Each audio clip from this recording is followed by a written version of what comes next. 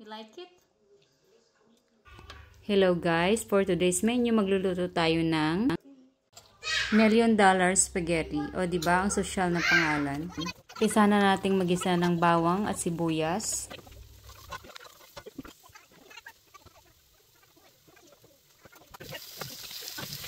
At isunod na natin ang minced beef. Halo-haloin. Tapos ay lagyan na natin ng ground pepper at saka asin para magkalasa na yung karne. Simmer lang natin to guys ng 30 minutes. After 30 minutes, luto na yung minced beef. Isunod na natin yung carrots. Pagkaraan ng 5 minuto, isusunod naman natin ang tomato sauce. And half cup of water.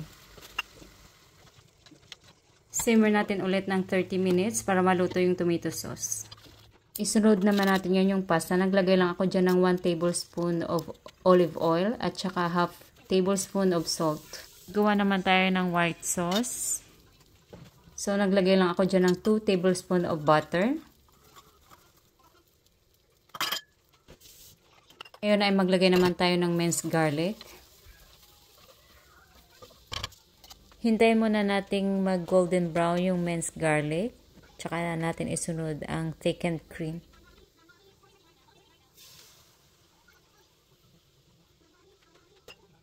Haluin mabuti.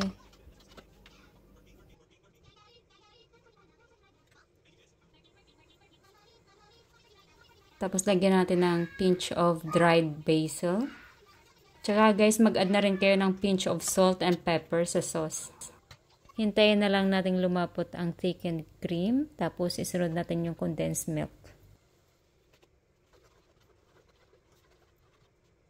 Pag lumapot na, isunod naman natin yung condensed milk. So ito guys ay optional lang. Kung ayaw nyo ng matamis, pwede nyo namang skip ito.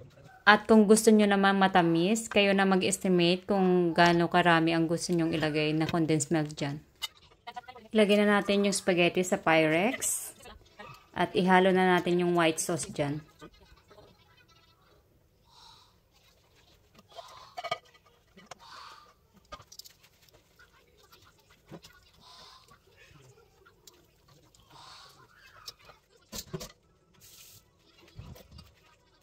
So, pagkatapos nating ihalo yung white sauce, toppings naman natin itong minced beef with tomato sauce.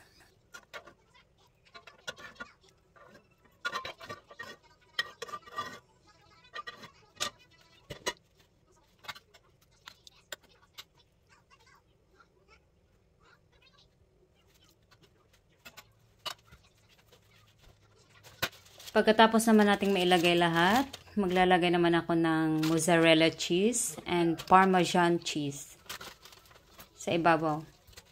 Bake na natin to ng 15 minutes.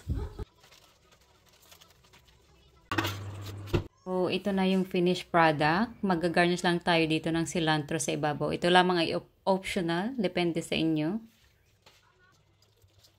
Oh, look at that. Sobrang creamy. For sure, magugustuhan ito ng inyong pamilya. Especially yung inyong mga anak dyan. Tara guys, atikman na natin ang baked spaghetti.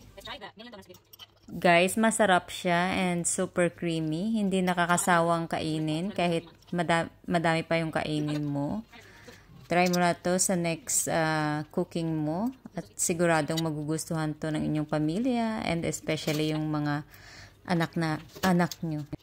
So, yung asawa ko dyan, habang kumakain kami, hindi siya yung tipong mapili sa pagkain. Yun yung isa sa mga nagustuhan ko sa kanya. And next time guys, papakita ko sa inyo kung paano magluto ng Iraqi food. Thank you guys for watching. Please like and share.